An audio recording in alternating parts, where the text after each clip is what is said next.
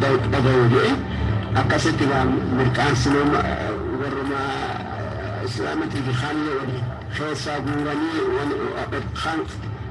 kan duraa maqaa duraa sun irraa buqqisanii uffata duraa sun irraa buqqisanii ijoolleen Somaali'ee warri namni isaanii achi keessa galu guurataniiti fura afaan Oromoo jiru guuratanii wanni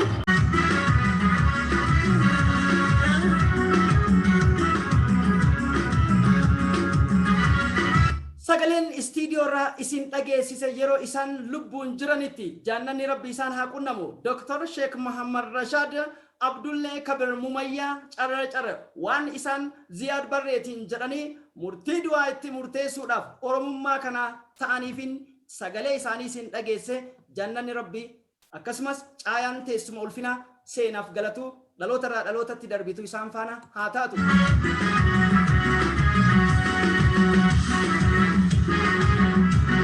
kabajamtoota hordoftoota keenya eega kana jedhe Dr. Sheikh Muhammad Rashad jechuudha waan addaa keessaa hoggaa magaalaa Ciroo gahe ashkara Amaaraa kan jechuudha irgichaa dhiitama argeetiin magaalaa Hararitti waan jedhe qaba waanuma akkasiitiin akka yoo anatti ashkarri Oromoodhaa miidhu arge caalaa wanni ana gubu hin jiru sila har'a barfafa namni gabrummaa jala taa'u jedhan kabajamaan Dr. Sheikh Muhammad Rashad Abdullee Kabir Mumayyaa carcari haa ta'uti kana keessa waa'ee akeekaa isaanii keessatti egaa seenaa keessatti ashkara jechuun galtuu fi nafxanyaa jechuudha jedhan ashkara jechuun bitamaa fi akkasumas bitamtuu sirna nafxanyaati jedhan Dr. Sheikh Muhammad Rashad yarhamullahi rabbiin isaaniif haa araaramu kanan wal qabsiiseen egaa gabrummaa kana keessa eessa dhaqani magaalaa Dirree Dhawaa irraa Jibuutii miilaan deemsa imala guyyaa meeqaa deemani gootni Oromoodha Dr. Seenaadha Dr. Sheikh Muhammad Rashad abbaan qabsoo afaan Oromoo Dr. Sheikh Muhammad Rashad jechuudha egaa kana qofa osoo hin ta'ini waan addaa isaan hojjetantu jira hamtuun yoomillee bakka jiranitti caayaa jannataa malee isaan hin qunnaminiiti biyya Sooriyaa deemuudhaan Suud Arabiyaa erga dhaqanii booda Jibuutirraa jechuudha Yaman dhaqanii Yamanirraan Suud Arabiyaa dhaqanii Suud Arabiyaarraan biyya Sooriyaa yookiin Siiriyaa amma jennuun dhaqaniitiin deemanii achittis barnoota jechuudha saniin yoo xumuranii xalayaa ragaa takka malee gaggeeffamanii yoo gara Masriitti qajeelan Yuunivarsiitii Al-Azhar jedhamuudhaan beekamu kadiin barsiisuudhaan beekamutti galmeeffaman achittis digrii duraa itti aanes digrii lammaffaa argachuudhaan eebbifan barnoota barataniinis guddichi isaanii jechuu the major jechuudha psychology amantiidha afaaniiti kana qofa osoo hin ta'in xiiqiidhaan fiiziyoolojii kana malees jechuudha loojikis nama barate nama cimaa akkanaa kana Oromoon irraanfatte Dr. Sheikh Muhammad Rashad afaan achitti barsiifaman keessaa rakkoo afaan Amaaraati Dr. Sheikh Muhammad Rashad itti dhiyaatanii dubbiin dhugaa tahuu hoggaa hubatanii jechuudha seerumaan afaan Oromootiin nu naqa jedhanii gaaffii isaanii dhiyeeffatan maali kuni afaan simbiraatiin wacni dachiillee hin dhagayu afaan keenyatti nu jijjiiraa jechuun ta isaaniiti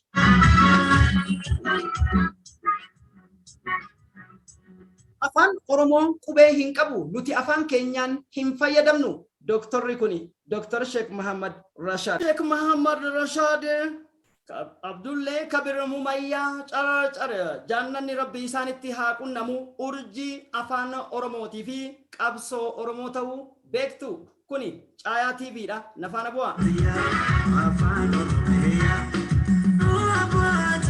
Dr. Sheikh Muhammad Rashad godina Harargee dhiyaa konyaa carcar laga Arbaatti akka dhalatan hoggaa umriin isaanii barnootaaf ga'e barnoota amantii Islaamaa abbaa isaanii jalaan barbaadutti kan guddatan Dr. Muhammad Rashad barataa faxina akka turaniif akkasumas qaroo dhaloota akka turan seenaatu dubbata. Kabajamtoota ilmaan Oromoo kanneen kallattiin tamsaasa keenya hordofaa jirtan mee bu'aa bayii qabsaa'onni ganamaa kuni godhanii galateeffatamuuf siidaan isaaniin hin malu. Waa malee Dr. Sheek Muhammad Rashad hin dhiyeessine, waa malees Atileet Abbabaa Biqilaa hin dhiyeessine. Amma xumuraatti nafaana buutu ta'eetiin abdadha.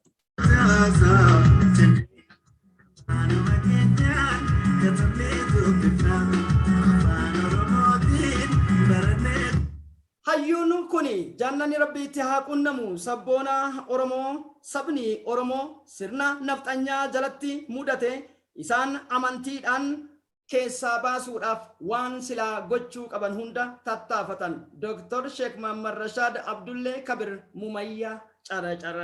Kana malees izaa raadiyoo adda addaadhaa biyya Masrii, Maqdishoo fi Suuda Arabiyaa irraa qooda harfii qubee afaan Oromootii fi akkasumas afaan Oromoo boca sagantaa siyaasaa baarootumsaa afaan adda bilisummaa Oromoo keessatti bocan isaan hojiidhaan garsiisan.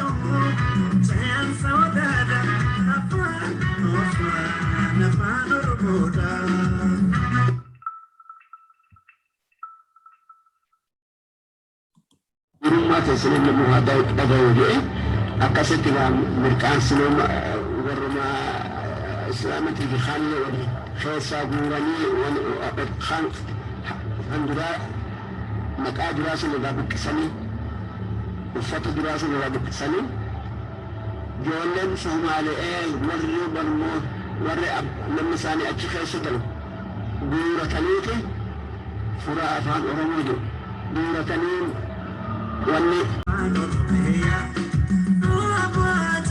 Dr. Sheek Muhammad Rashad godina Harargee dhiyaa Konyaa Carcar laga Arbaatti akka dhalatan hoggaa umriin isaanii barnootaaf ga'e barnoota amantii Islaamaa abbaa isaanii jalaan barbaadutti kan guddatan Dr. Muhammad Rashad barataa faxina akka turaniif akkasumas qaroo dhaloota akka turan seenaatu dubbata. Kabajamtoota ilmaan Oromoo kanneen kallattiin tamsaasa keenya hordofaa jirtan mee bu'aa bayii qabsaa'onni ganamaa kuni godhanii galateeffatamuuf siidaan isaaniin hin malu. Waa malee Dr. Sheek Muhammad Rashad hin dhiyeessine, waa malees Atileet Abbabaa Biqilaa hin dhiyeessine. Amma xumuraatti nafaana buutu ta'eetiin abdadha.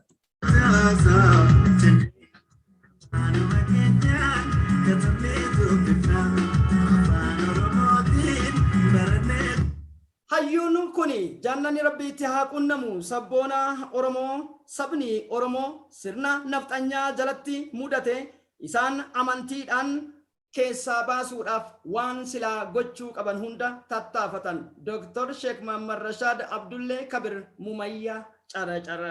Kana malees izaa raadiyoo adda addaadhaa biyya Masrii, Maqdishoo fi Suuda Arabiyaa irraa qooda harfii qubee afaan Oromootii fi akkasumas afaan Oromoo boca sagantaa siyaasaa baarootumsaa afaan adda bilisummaa Oromoo keessatti bocan isaan hojiidhaan garsiisan. Kana keessa seenaa guddicha Sheek Bakrii Saaphalloo qubee ajaa'ibaati. Qubee takkitti Afrikaa keessatti dhalattees isii tana. Qubeen ilmaan Oromootiin qoratame Oromiyaa keessatti dhalatte tahuu isiitiif malees qubee saba Oromoo qubee saba qubee ofii taasifattee waan taateef jechuudha. Ayaa hundi keenya ittiin akka boonnus nu taasise. Yaad qalbiin saba har'aa jechuudha jajjabeessuutii fi akkasumas dagatamuus jiraatus asirratti dhugaan jiru har'a warri teessoo gubbaa ta'e nama qubee nuu boce nama afaan nuu boce nama tarsiimoo nuu boce jedhan Taayyee Dongoraa fa'a deebii isaa laachuuf ummata Oromootiif sagantaa kana qopheessine. Eessarraa yaasanii jennaan biyya Habasharraa yaana jenneen namni biyya namaa seenu maallaqa kennee seenaaf maallaqa nuu kennaa nuun jedha. Simoonu isinitti dheeysineeti rakkoo keessaa bahu as dhufne akkuma warri nu gabroonfatu nuun jedhu maallaqa kennaa nuun jettanii jennee gaafa keessatti makiinaa barruutillee barreessuun hin dandeeffamne afaan Oromoo qubee qabaachisuuf tattaafachuun isaa akeeka qaba. Akeekni isaatis Yuunivarsiitii Al-Azhar damee afaan alagaa nutti himu kana afaan Oromootti jijjiira jedhan. This wonder doctor.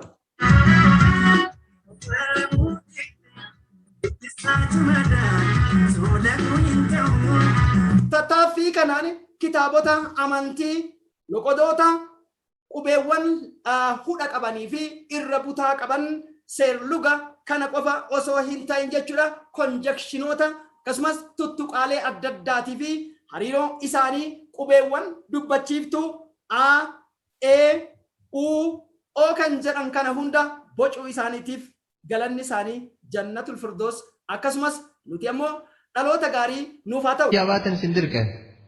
wanni biyya na baase biyyatiyya Oromiyaa barmoota biyya Harar bayaa dhaqee amata tokko fajis taa'ee achitti ilmi baradhee karaa kana keessatti waa hedduu arge.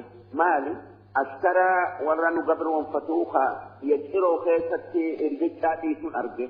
Kan dura magaalaan dhaqu kanumatti alatti waa baradha malee magaalaa dhaqee waan warri magaalaa itti jirullee hin barre taatu goroga jenna akka ammatti baya Harargee jedhani biyya Harargeedhaa dhaqu guddaa deemnu askarri karaa keessa dhaabbatus yeroo bakka jedhan sanitti maal saram eenyu arrab bakka askarri jiru irraa fagaannati karaatti deemu jiraan saree isaanii nyaachisuu fedhan kana agarraan garaan nu hammaatee ka'ee goroo gad Harar bayaa hoggaa dhaqu ammas fal'aanaa hoggaa dhayu agaree maddiitti hunoo ergichaa dhiisu edaa asisni jiranii jenne duuba hoggaa.